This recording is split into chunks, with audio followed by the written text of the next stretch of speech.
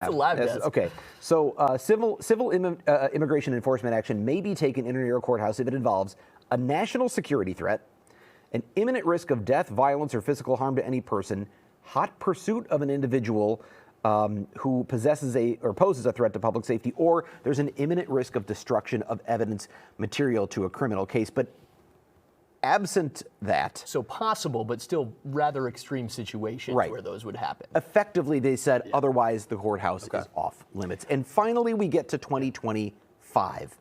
President Trump, for the second time, is in office, and his ICE guidance essentially gets rid of all of these protected spaces. There are no more sensitive locations. Almost immediate, too. Day one in office, I believe, January 21st, One of the first after the acts inauguration. as President number 47. The Trump administration issues guidance saying now that they can, in fact, do these courthouse actions, and they use the term targeted aliens, actions against targeted aliens. That's a quote from the policy. In the case of national security threats, people with criminal convictions, gang members, those who've been ordered removed from the United States but have failed to depart, or who have re-entered the country illegally after being removed. And that is the line, that is the bullet point that brings us right back to Eduardo Flores Ruiz, because we know that he had been ordered to leave and had been deported in 2013 when he was only 18 years old. Perfect person to bring in right now to kind of break this down a little further. That would be our political reporter, Jason Calvi, who, like Brian, has been so involved in our prep for this trial and doing so much of the reporting on how we got here, who the different players are. Jason, where are you joining us from? Because I think that's a very familiar looking hallway behind you. Yeah, this is exactly where this whole story originated. April 18th, right outside of Judge Hannah Dugan's courtroom here in the Milwaukee County Courthouse. As we were talking earlier, we can't have our cameras in the federal courthouse, but where the allegations took place here in the county courthouse, yes, we can have our cameras, which is why we're showing you this hallway today. Jason, let me ask you this, because you've heard a little bit of our discussion here, the back and forth of policy at the federal level and the different administrations' wording on things. Do you want to comment on that, or do you want to get specifically to what was or was not the policy for the Milwaukee County Courthouse? I can talk about anything. Go ahead, shoot. Whatever the questions are, go ahead. You and Jason have a way of doing this for a long time, right? You know did it what? on We got a lot of Wild experience here on the Wisconsin Right. Live Desk each and every afternoon. Why don't you start with that? Your thoughts on what Brian was just discussing there about the back and forth and kind of how that set the stage for what happened in April with the changes in policies depending who was in the White House at the time.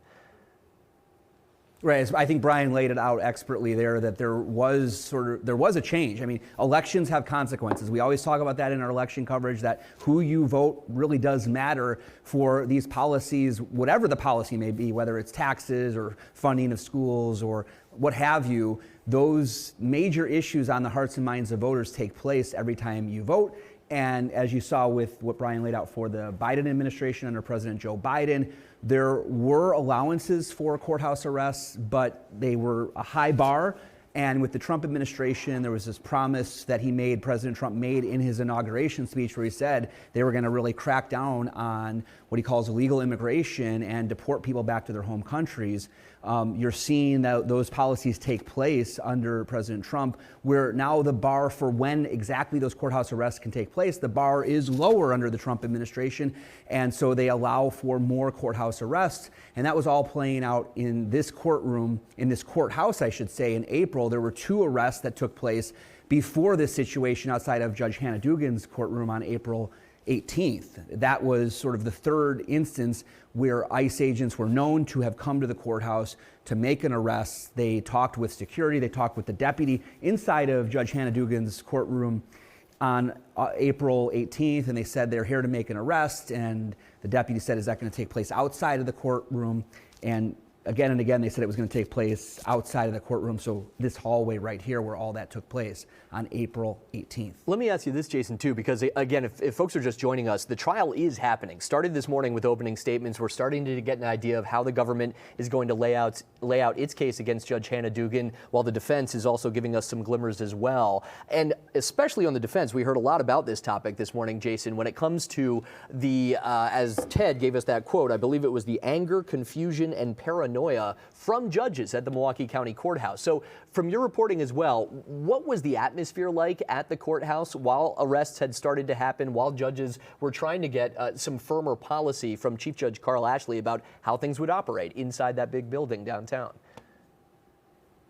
Yeah, exactly. What should be the policy? What should judges and clerks and transcriptionists and deputies, what should be their interactions with those federal agents? Because again, it happened twice before Eduardo Flores-Ruiz showed up to this courtroom on April 18th, twice in a span of weeks where federal agents made courthouse arrests in this Milwaukee County Courthouse.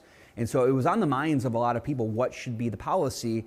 And it all really came to a head on April 18th when outside of Judge Hannah Dugan's courtroom, there were waiting federal agents, as you mentioned, from ICE, from the FBI, from Drug Enforcement Agency, as well as from Customs and Border Patrol. Several federal agencies coming here to make the arrests of Eduardo Flores-Ruiz, who was inside Judge Hannah Dugan's courtroom because he was charged with domestic abuse for beating up his roommates.